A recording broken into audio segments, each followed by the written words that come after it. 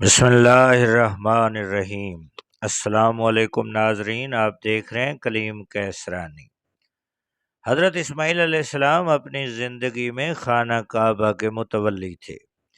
حضرت اسماعیل علیہ السلام کے وصال کے بعد ان کے بیٹے خانہ کعبہ کے متولی بن گئے، لیکن بعد میں بنو جرہم نے بنو اسماعیل کو مکہ سے نکال کر خود بیت اللہ کے متولی بن گئے۔ بنو جرہم کے بنو اسماعیل پر مظالم اور دیگر برائیوں کی وجہ سے بنو خزاعہ نے ان کو مکہ سے نکال دیا۔ بنو جرہم نے جاتے جاتے سونے کے 2 ہرن، تلواریں اور کچھ اور قیمتی چیزیں زمزم کے کنویں میں پھینک کر اسے بند کر دیا تاکہ زمزم کے کنویں کا نشان تک باقی نہ رہے۔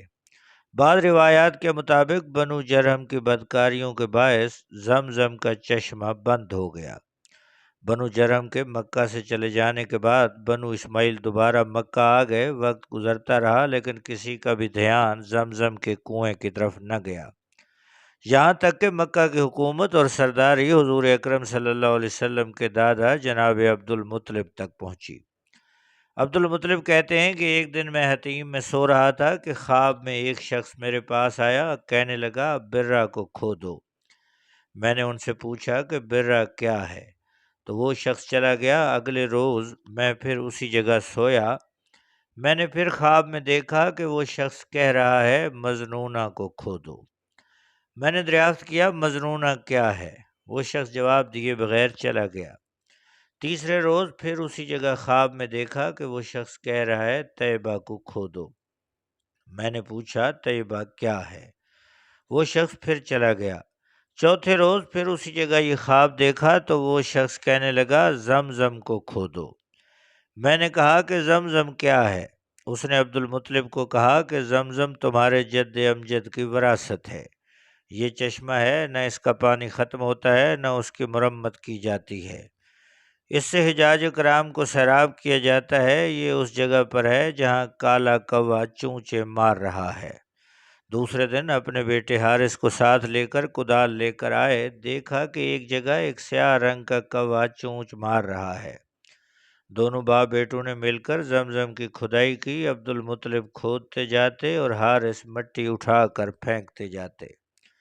مسلسل 3 دن کی محنت کے بعد اچانک انہیں اس کنویں کے آثار نظر آ گئے، تو انہوں نے اعلان کر دیا کہ ہمیں زمزم کا کنواں مل گیا ہے۔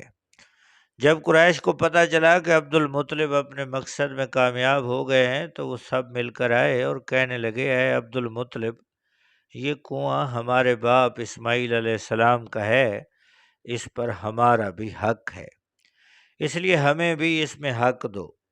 عبد المطلب نے جواب دیا کہ ایسا ہرگز نہیں ہوگا، تم نے اس کو ڈھونڈنے میں میرا ساتھ نہیں دیا، اس لیے تمہارا اس میں کوئی حصہ نہیں۔ لیکن قریش ان سے جھگڑتے رہے اور فساد کرتے رہے۔ اس زمانے میں بنو سعد کی ایک کاہنہ کو قریش بہت مانتے تھے جو شام کی سرحد پر رہتی تھی۔ ان لوگوں نے یہ ارادہ کیا کہ وہ اسی کاہنہ کے پاس جا کر اپنا فیصلہ کروائیں۔ اس زمانے میں سفر کرنا آسان نہ تھا، لیکن پھر بھی قریش مکہ عبد المطلب کو ساتھ لے کر اونٹوں پر ایک لمبا دشوار سفر کر کے مکہ سے روانہ ہوئے۔ اس لمبے سفر میں عبد المطلب کے قافلے والوں کا سارا پانی ختم ہو گیا۔ عبد المطلب نے اپنے مخالف فریق سے پانی مانگا لیکن انہوں نے انکار کر دیا، تو انہوں نے یہ سوچا کہ پانی اور خوراک کے بغیر ہماری موت یقینی ہے، تو کیوں نہ ہم اس کی تیاری کر لیں اور اپنی قبریں کھود لیتے ہیں۔ طے یہ پایا کہ ہر کوئی اپنی اپنی قبر کھودے، جو پہلے فوت ہوگا باقی دوسرے اسے اس کی تدفین کریں گے، اسی طرح جو آخر میں بچے گا وہ پہلے مرنے والوں کی تدفین کر دے گا۔ اس طرح کم از کم صرف آخری بندہ ہی تدفین کے بغیر رہے گا، لہٰذا کم از کم سب کے بے گور و کفن رہنے سے صرف ایک بندے کا بے گور و کفن رہنا زیادہ بہتر ہے۔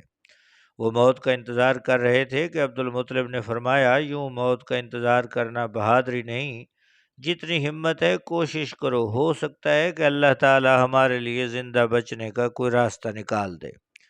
چنانچہ سب نے اپنے اپنے اونٹوں کے کجاوے کسے۔ حضرت عبد المطلب نے اپنا اونٹ اٹھایا تو اس کے پاؤں کے نیچے سے پانی کا چشمہ ابل پڑا۔ پانی ٹھنڈا اور میٹھا تھا۔ عبد المطلب نے اپنے ساتھیوں سے کہا کہ سیر ہو کر پانی پی لو اور اپنے مشکیزیں بھی بھر لو۔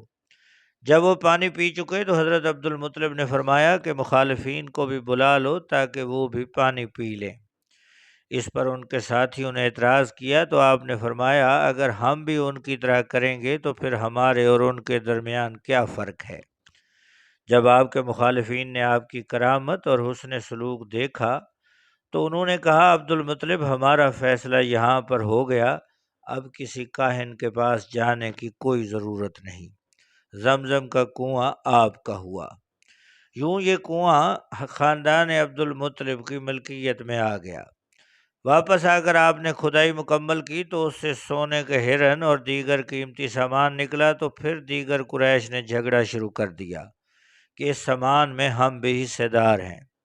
اب کی بار قرعہ اندازی کرانے کا فیصلہ ہوا تو قرعہ جناب عبد المطلب کے حق میں نکلا۔ انہوں نے سونے کے ہرنوں کو پگھلا کر سونے کے پترے بنوائے اور انہیں کعبہ کے دروازے پر مڑوا دیا۔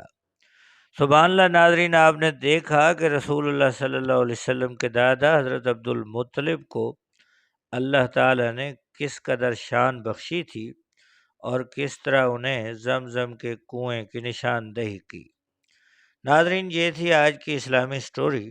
اس قسم کے اسلامی واقعات کے لیے آپ سے گزارش ہے کہ جو دوست ہمارے چینل پر نئے ہیں وہ ہمارے چینل کو سبسکرائب کریں، بیل آئیکن کو پریس کریں، ہماری ویڈیو کو لائک اور شیئر ضرور کریں۔